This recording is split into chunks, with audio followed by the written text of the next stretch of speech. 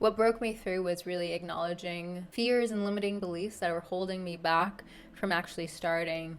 And it went through the process of being like, Anissa, you have so much knowledge about this, probably too much knowledge about this, and that's why you have resistance to starting. What if you took it playfully? What if you just tried doing a video a week and then see how that feels to you and start to get a little better? Doing it yourself is a whole different story. And I was like, this is so much work. I'm already creating content on TikTok. Leave me alone. And then I had to come back to myself and be self-honoring and say, hey, this has been a repeated pattern, this YouTube thing. Let's start it. And so that's how I'm here with you today.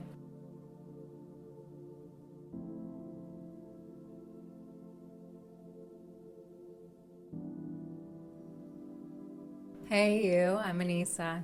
Today's video is for anyone who's feeling like their vision is blocked, maybe around career or their romantic relationships, or what steps to take geographically as their next move, feeling some unsteadiness and uneasiness around what's right for you, and you're continuing to seek. As the Rumi quote goes, what you seek is seeking you. So for today's video, we're going to start tuning into what patterns, what synchronicities, what signs might be showing themselves to you that are actually guidance from your intuition to move in the right direction and choose the next steps. My videos are reflections sharing from my lived experience, my personal wisdom, as I believe we are all each other's healers. We provide a mirror to each other to be able to see ourselves more clearly. So if anything that I share doesn't resonate with you, feel free to leave it. Take what serves you and leave the rest. If you enjoy this video, please hit the like button and subscribe. So in this video ahead, I'm going to share first my writing. I encourage you, as always, to go through the process of writing, how you're feeling, what's arising, what's really coming up for you, writing it all out in morning pages, which is the practice emphasized by Julie Cameron in The Artist's Way. Just entering a flow state, really channeling and allowing whatever is arising for you to come out free flow and be able to witness and see what's supporting you. The writing that I've been doing for these videos is a little different from that. It's with the intention to share with you.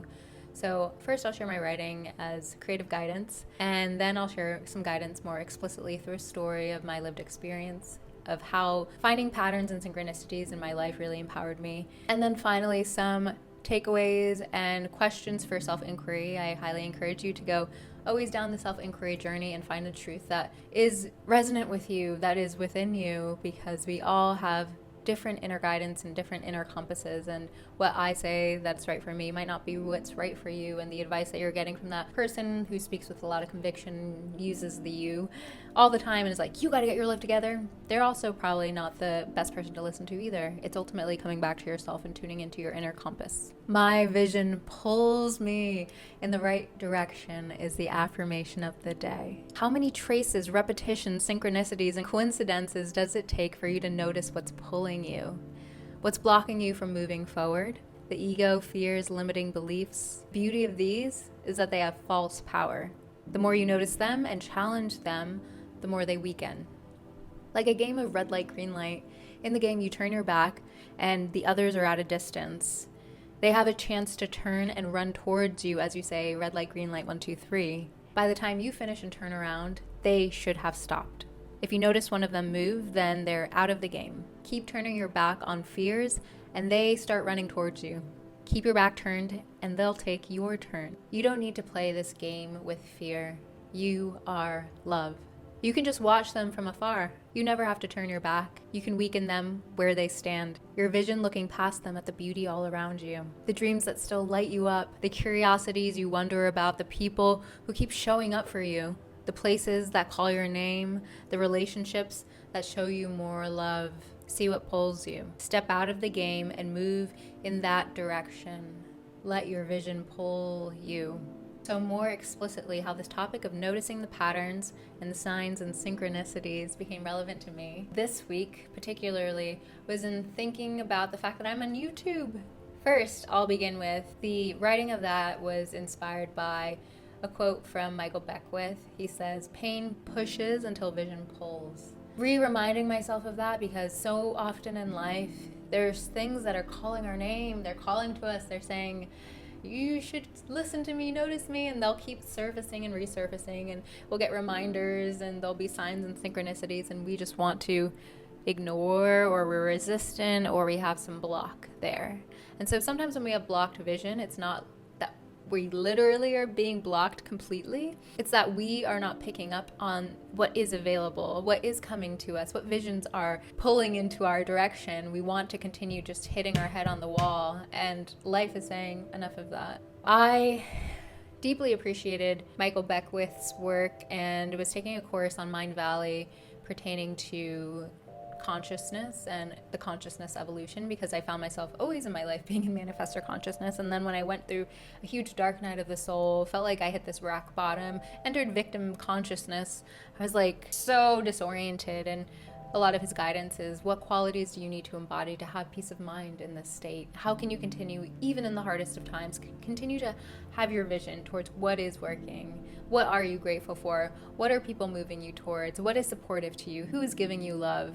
And the more that we can get in the intentional, conscious way of being in that state, the more we get ourselves out of these stuck places in our lives. There are 3 examples that I want to share with you around moments where patterns arose for me and I didn't take the notes. So the first one is YouTube. For most of you who are here, you probably don't recognize that I used to work at YouTube. I was a brand marketing manager at YouTube Music and then ultimately YouTube Premium. In 2020, I left and I started pursuing everything creatively that I loved. And if I look back, YouTube was always there. YouTube, me being connected to YouTube, was always there. I not only worked for the brand, when we had our offsites, I was always with the creators. I was always ditching my team of marketers and picking the brains of these creators, and I was doing shoots and I was always spending time with the creators. I was creating content for Google's hardware side, and I was always creating YouTube content, and I had so much information and insight into how to create on YouTube. And that reason is why I had so much resistance. I had so much connection to the brand and to this platform, and it felt like, I don't know, why don't I just try TikTok? Why don't I just focus on acting and do everything outside of YouTube? And what broke me through was really acknowledging fears and limiting beliefs that were holding me back from actually starting. And it went through the process of being like, Anissa, you have so much knowledge about this, probably too much knowledge about this, and that's why you have resistance to starting. What if you took it playfully? What if you just tried doing a video a week and then see how that feels to you and start to get a little better? Doing it yourself is a whole different story. And I was like, this is so much work. I'm already creating content on TikTok. Leave me alone. And then I had to come back to myself and be self-honoring and say, hey, this has been a repeated pattern, this YouTube thing. Let's start it. And so that's how I'm here with you today. I've already mentioned the second example to you, but I'd visited LA so many times, like over 20 times. I spent more time in the city than any other city outside of my lived home base. And people in my life continually came up to me and they were like, you're so LA. What are you doing in New York? You'd love the nature, da da da. And I was like, nah, I'm so New York. I love New York.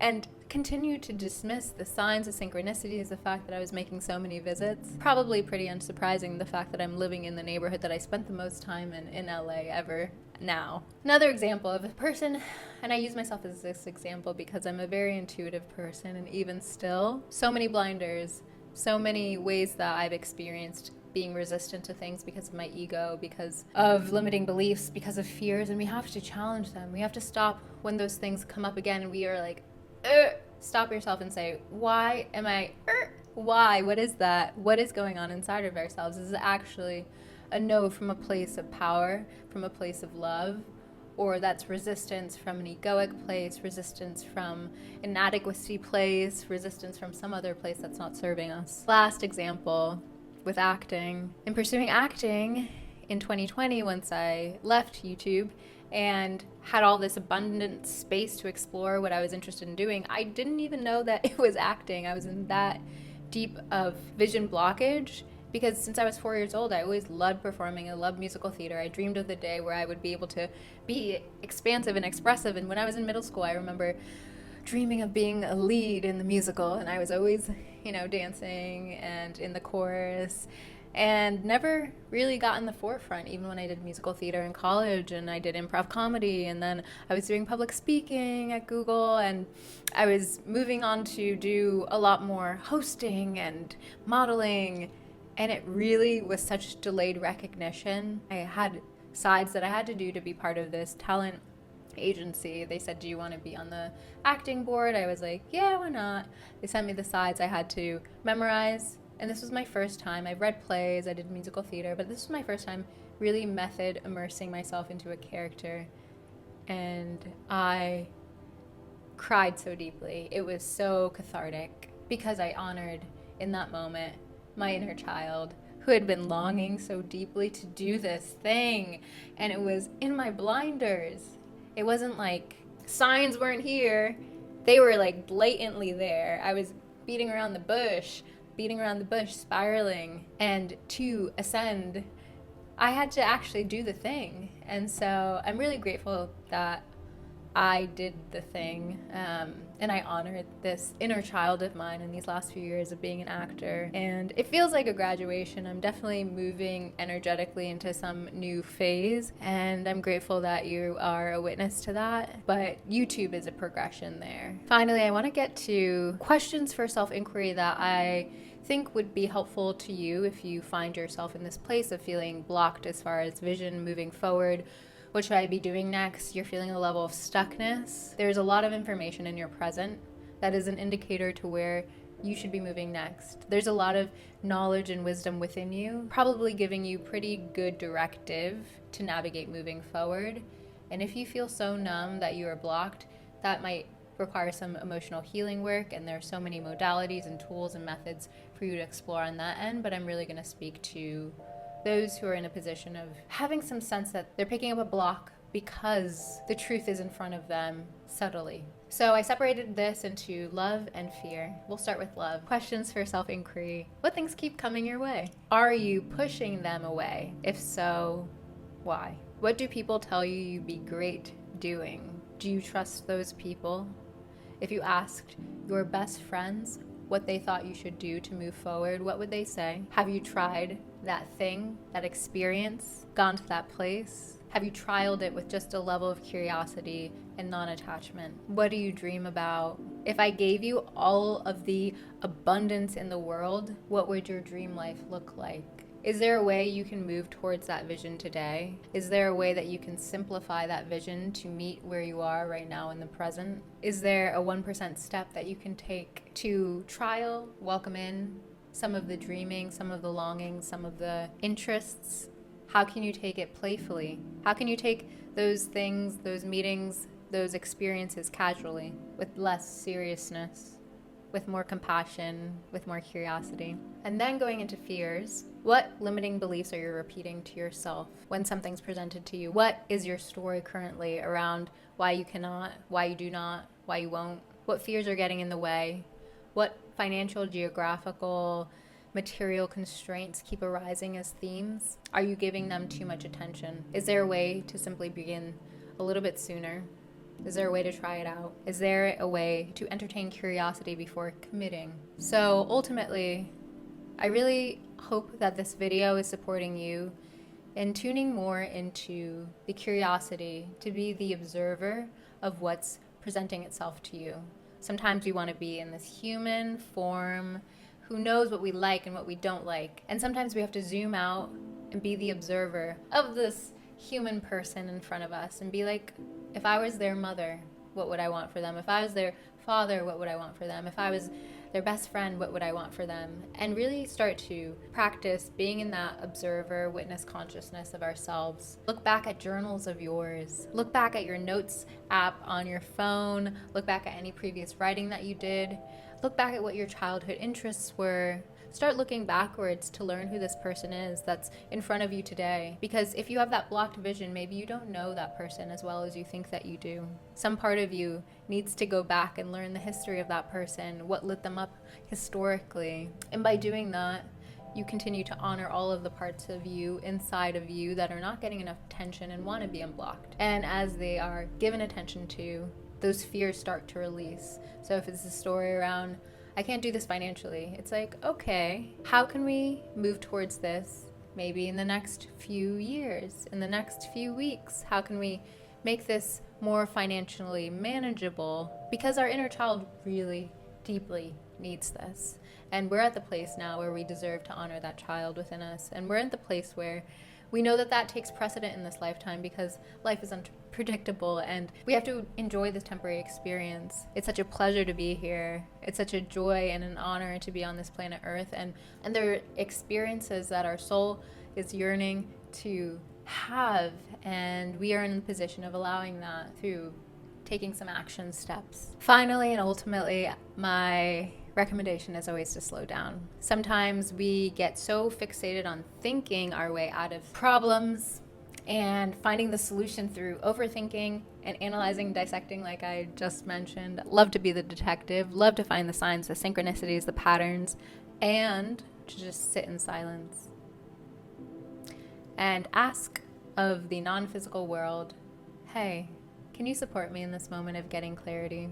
I would love whoever is supportive of the light of love to guide me in really feeling and really knowing what's for me, what's supportive of me in moving forward, and sit with some level of faith and surrender and really breathe and soften into your body.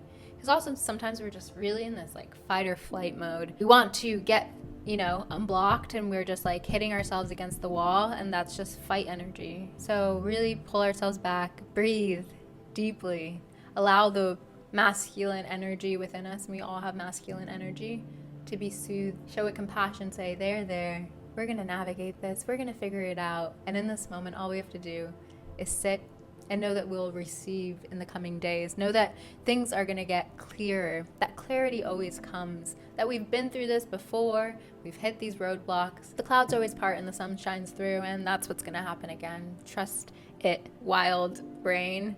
Okay? Quiet that left side brain, that thinking brain, that reptilian brain, the ego, all of that stuff.